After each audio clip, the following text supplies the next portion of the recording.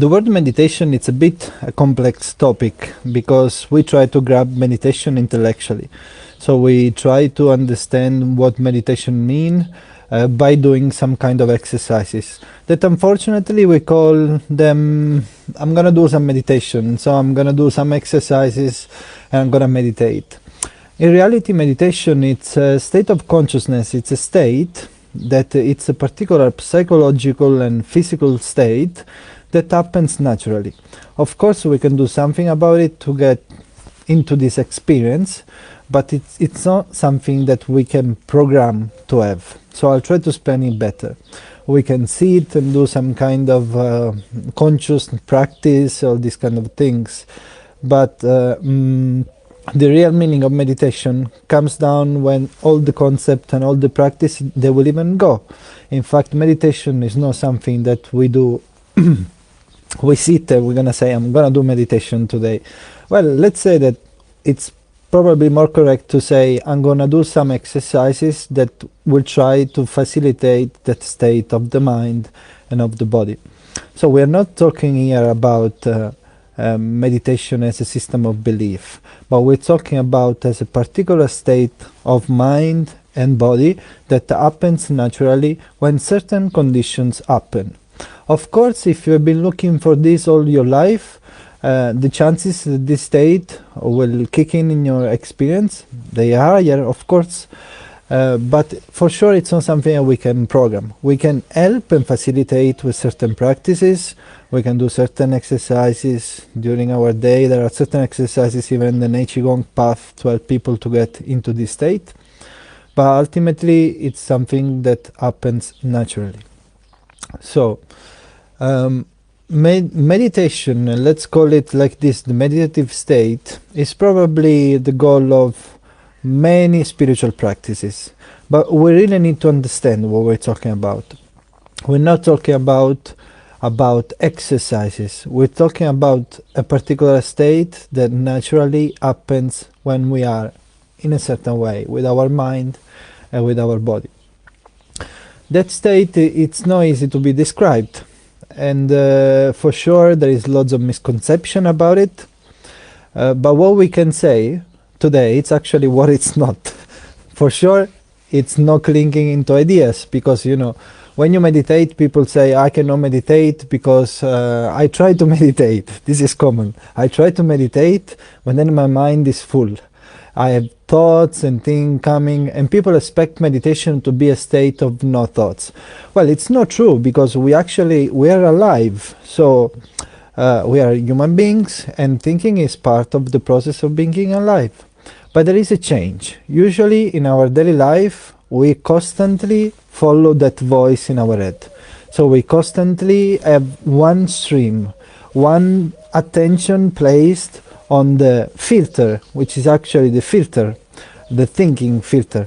So we watch our life through the filters of our thoughts. We interpret our life through the filters of our existence, of our traumas, past experiences. So we never get to understand life actually for what it is. You might have heard teachers talking about the truth is seeing things for what they are. Well, the meaning of this statement is actually quite simple, and it's even quite simple, the meditative state, because it's not a state that we need to construct with ideas or some kind of work. It's the opposite, actually. It really represents the most basic experience of life, because when we go into the meaning of meditation and really the possibility of seeing things for what they are, what we're talking about, it's actually the freedom from our own self, from our own thinking, from our own perceiving. So the ability of staying open to life as it is without putting a label on it. Today I'm gonna fail, in the sense that everything I'm gonna talk about meditation will never give the experience of meditation, but for sure can be helpful to understand at least what it is not, because as I said at the beginning, there is lots of misconception about the meaning of meditation. So usually when we meditate, we have some kind of practice. So when we do meditation exercises, we have some kind of practice that we use just to be in the moment, just to avoid that the mind is wandering around.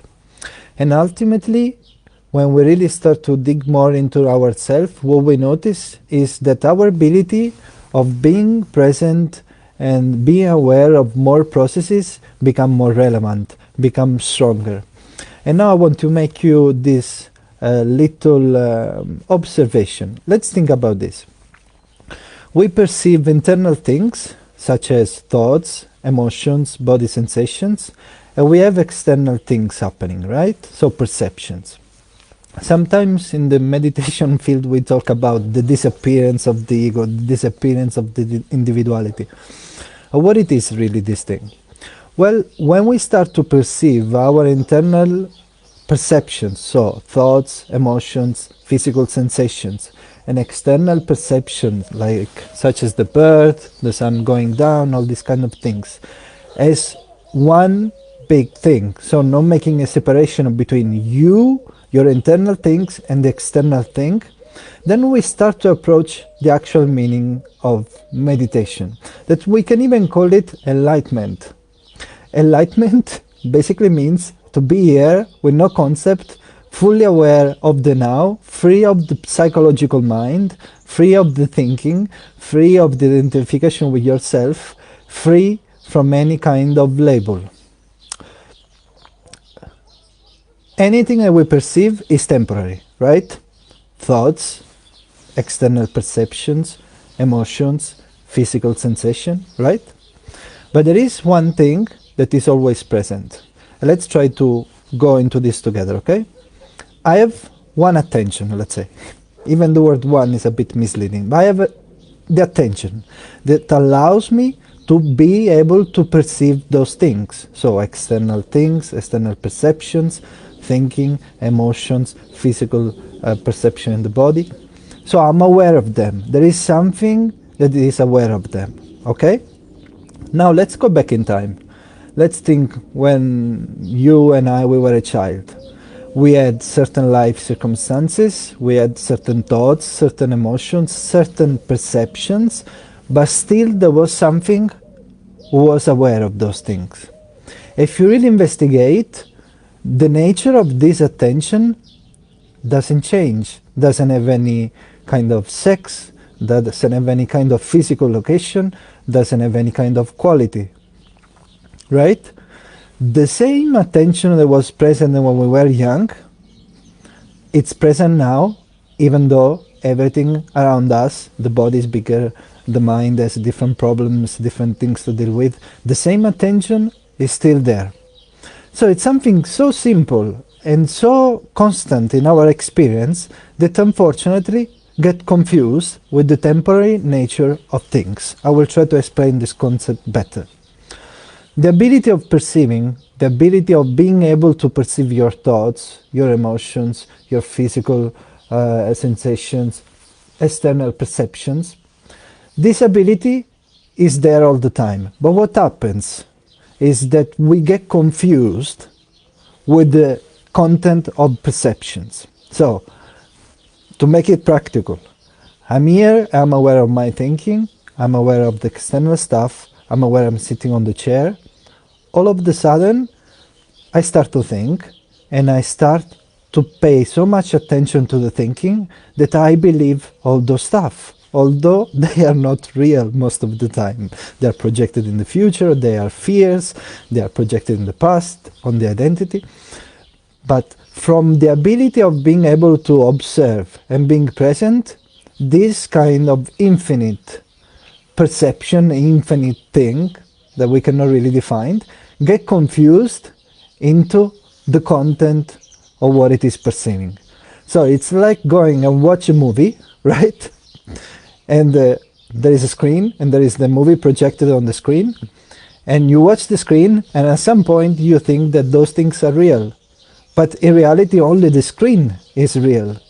Those things on the screen will come and go, like all my perceptions, all my thinking, all my physical, external sensation that I might have.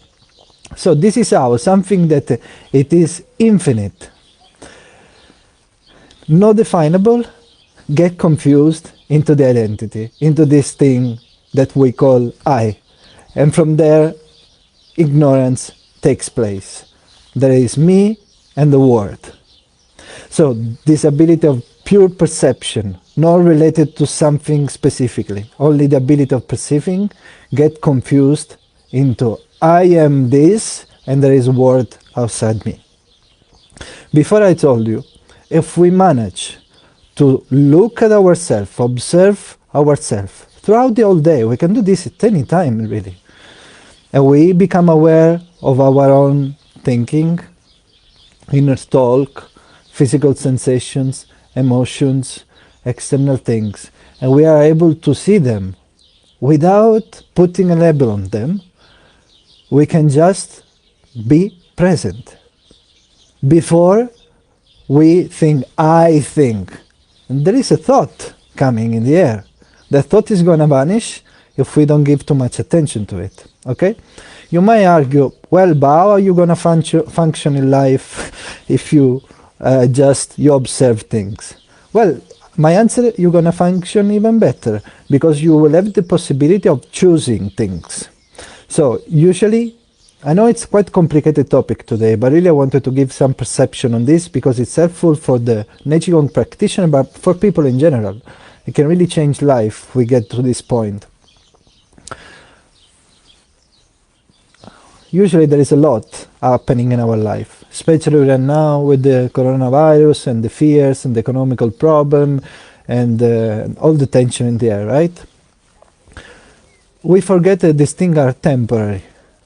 Nothing stays forever. And the future doesn't exist, and the past never existed maybe, okay? We are just here. If I give too much attention to my fears, to my thoughts, then at that point, the thoughts, they go very fast, and they build very fast. They're like workers, they work a lot, right? I'm gonna get lost into something and create scenarios that do not exist anymore. And I will forget this very essential thing that bring me to the very natural state of simplicity of my being. I'm alive here and I'm perceiving. And when I say I'm alive, I'm not even referring to this person. I'm referring to the fact I'm here perceiving certain perceptions outside me. I'm here perceiving a talk. I'm here perceiving my mind, my emotions. It's something that it's so simple, but it's so overlooked, that if we really can grab this thing and bring it in our daily life with strength, then we're going to be enlightened. So when we talk about alignment, it means actually to recognize our ignorance. It means to understand and see our internal processes of how we get caught into the temporary things of life, and we start to contract ourselves with fears, with identity, with an ego. But at the beginning, nothing of this exists.